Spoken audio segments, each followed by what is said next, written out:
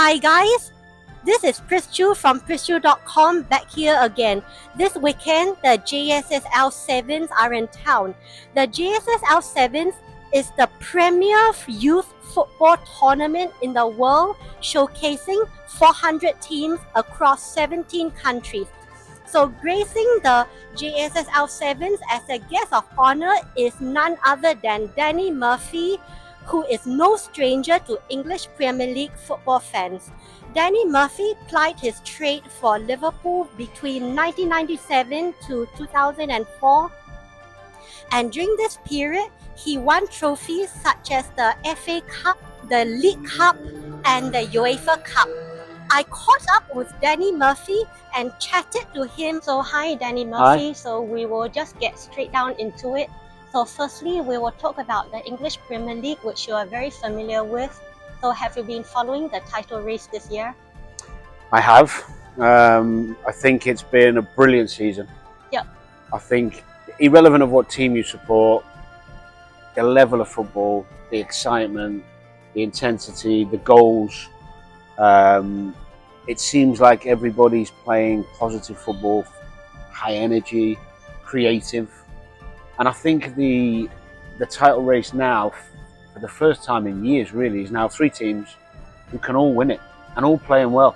All Yep. got good players, got good squads. So I think when you love football and then you work in football, you want to see jeopardy, you want to see excitement, you want to see a last day where everybody can win. You want to be excited. When one team wins, and again, the year in, year out, it can become less exciting. I won't use the word boring, but it can be a little bit. Whereas this season, it's just twist after twist, and I think everybody's enjoying it, and nobody really knows. Normally, we say Man City, Man City, Man City, but now with Liverpool and Arsenal, they have a really good chance. And with Klopp leaving, maybe it's just meant to be. Who do you think will win it? My heart says Liverpool, because when Liverpool did manage to win the league under Klopp, it was COVID, and they didn't get to have the celebration with the fans in the stadium. They did the celebration in the stadium. I don't know if you saw it, but obviously the fans weren't there. It wasn't quite the same. So in my head, I can see that picture of Klopp with the trophy with the fans. But yeah, as I said, that's the heart kind of wanting that. But the football head makes it difficult for me to look past Man City, because every season, for the last 3 seasons or 4 seasons, 3 or 4 seasons, this time of the year, they just win. They do it year in, year out, and their players are used to the pressure. The experienced players are used to the pressure. Every season, 10 games to go, bam, bam, bam, bam. They've done it, been there. So a lot of logical people are thinking, well, City, they've done it year in, year out, so maybe City. But I think the Champions League for Arsenal and Man City is difficult to be playing not just massive games in the Premier League, but Champions League games as well, every 3 or 4 days. And Liverpool, okay, Europa League it's not as intense as the Champions League. So although they're playing games, I think Liverpool can probably rotate a bit more, whereas Man City and Arsenal have to concentrate on, the opposition being really strong in the Champions League. So maybe that's a little advantage for Liverpool. Maybe. Like in terms of the fixture pile-up and in terms of like the remaining games that the 3 top clubs have left, and analysing the fixtures, who do you think has the easiest fixtures on paper? Man City. Man City. Just about, yeah. I mean, if I was to realistically, Arsenal for me, they're third favourites in small percentages, because they have to play away at Tottenham, massive game. They have to go away to Manchester United. They have to go away to Brighton. And then, of course, they've got Man City this weekend. That's 4 really tough away games, whilst also being in the Champions League, which we just talked about. Whereas Liverpool, they have Tottenham at home. They have Brighton at home. And oh no, is that away? Sorry, I can't remember if that's home or away. But Liverpool also have the big game with Man United. Yep. So I don't know. Maybe the FA Cup defeat for Liverpool against Manchester United was a good thing, because when they go back in the league, they're going to be wanting revenge. So I think Man City's running is probably on paper easier. They have to play Tottenham as well, of course, which is a difficult game, really difficult game. Tottenham actually have a massive say in this title race because they play all. They're the only team that play. They play City, Arsenal, and Liverpool. So Tottenham have a, massive say in this title race. Man City probably just the favourites, then Liverpool, then Arsenal. I think Arsenal got really tough running. So your prediction for the top 3 is Man City, Liverpool, Arsenal. Probably, but I think there's something that makes me think Liverpool will do it, because Klopp, I don't know, some things are just meant to be. So my football head, all the logic in my head says Man City, Liverpool, Arsenal, but something in me just can see it maybe for Klopp. Sometimes things are just they're in the stars. So I have to say, I don't want to tempt by saying Liverpool, so I'll say City, but I want it to be Liverpool. So actually, in terms of Liverpool, what were your initial thoughts about Klopp's sudden announcement of his resignation, and what did you think of it? I was surprised, really surprised. Mainly because, everything comes to an end, but I was mainly surprised because the new team he's built this season looks amazing. The midfield have all come in, done well. The fans like them. They've shown their qualities. The young players are coming through. There's a contract talk maybe you've got to sort out Trent and Virgil, and maybe Salah. We'll have to see with that one. But in essence, everything at the club is looking so positive. So I think everybody was thinking, now the next few years with Klopp building this new team. So I was really surprised. But when you listen to him talk, you kind of understand. He's been managing for a long, long time, and he's an intense guy, as you know. He gives everything. He's a wonderful manager. He puts his heart on I would imagine even at home he's probably talking football with his wife. He's one of those.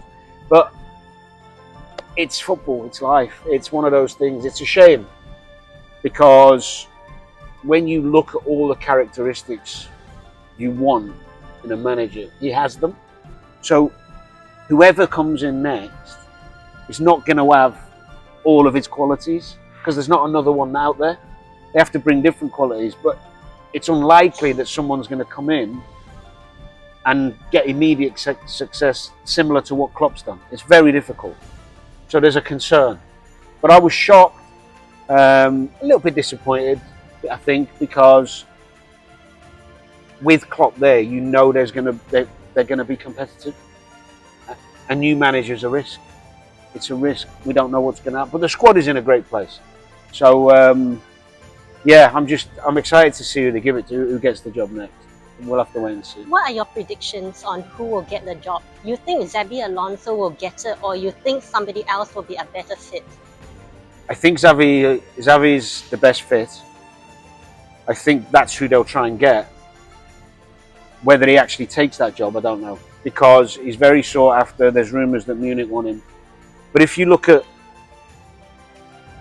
what's needed for a new Liverpool manager, he's obviously football intelligent. Tactically, he's bright. His team's played. It's a bit different style to Jurgen Klopp, but it's still good football. He knows the club. The fans love him. That's an amazing start. He's got great contacts with players and agents, in terms of bringing people to the club. Sometimes when you sign players, you need the manager to be the one who can get that player to come. Like Klopp did many times with Virgil van Dijk. That's that story he tells. So I think Alonso ticks a lot of the boxes. Now, the obvious box he doesn't tick is his lack of experience. But as I said before, there's not really one guy out there who has all the box ticked. There are guys who've got experience, but they don't understand. They've not been at Liverpool before. Whereas Xavi already knows that. And the other thing, if he gets the job, he'll know that he'll get supported by the fans. So I think that's quite important, because if someone new we don't know comes in, could be the Sporting Lisbon coach, could be whoever, if they don't start very well, which could happen, then the fans won't be as forgiving if there's not that. Liverpool fans are good anyway, but they won't be as forgiving as they would be with someone like Alonso, who they love. But Klopp was new though when He he was. first came, then nobody knew him. But then the way he endeared himself to the fans. I think it's a good point. And a lot of Liverpool fans are talking at the moment like that, positively, about if Alonso doesn't come and we end up getting someone in who we don't know, we've still got to support them and get behind them. And they will. I think they will. But it is, it's a good point. I mean, if you look at, Arteta is now producing a really good Arsenal side. The fans love him. The stadium, everybody's together. And for a couple of years it was like, is he the right man? He's had no experience. There's no exact science to bringing in the perfect manager. But yeah, Klopp, when Klopp was given the job, I actually think a lot of Liverpool fans were like, who's this guy? And look what he's done. He's a legend now, isn't he? So I think the key is, if Alonso doesn't get the job, then Liverpool fans shouldn't panic. There's no reason to panic. There's good guys out there, you're right. Who else do you think might be a good fit if not Alonso? This is the problem. There's not. I've forgotten the guy's name. I keep forgetting his name. Was Sporting Lisbon coach? He's quite young. I've forgotten his name. I'll have a look in a minute. He's got a decent CV, and Sporting play well. They play good football.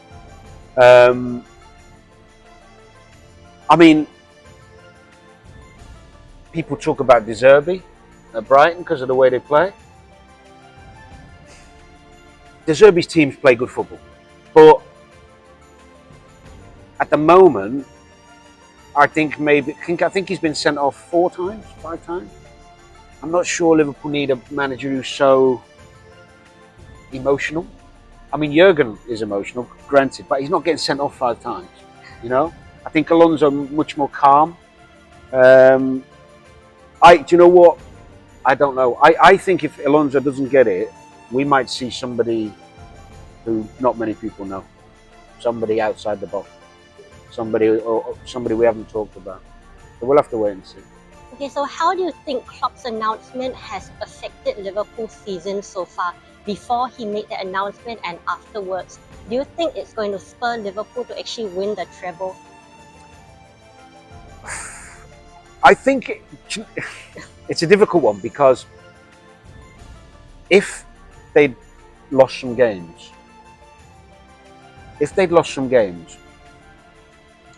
we'd be saying now that it was the wrong thing to do.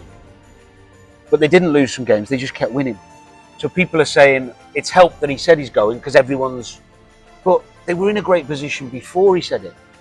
So I think the biggest help in bringing it to people's attention was the supporters. I was at the final against Chelsea, and what the fans did in that game was just incredible. And I think that was partly because they know Klopp's leaving. So I think the players have got this. The players are really ambitious and hungry anyway. I still think we'd see the success, and I still think the desire's the same from the players, even whether he said it or not.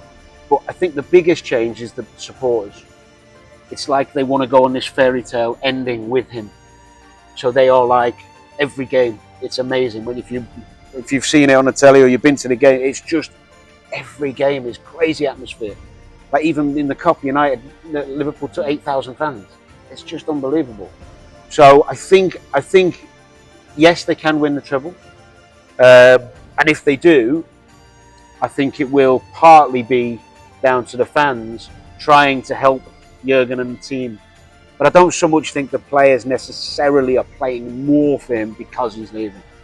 Okay, and after this season, do you think there will be an exodus of players from Liverpool, like many of the senior stars will leave, or do you think they will stay and support the new manager? It's a difficult question. I think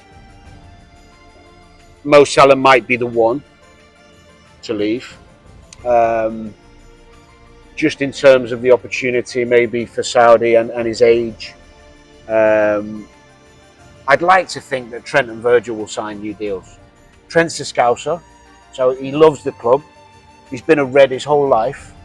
The fans love him. And I know Real Madrid might be interested, but I can't see Trent leaving. You know, it's a bit like a Gerrard thing.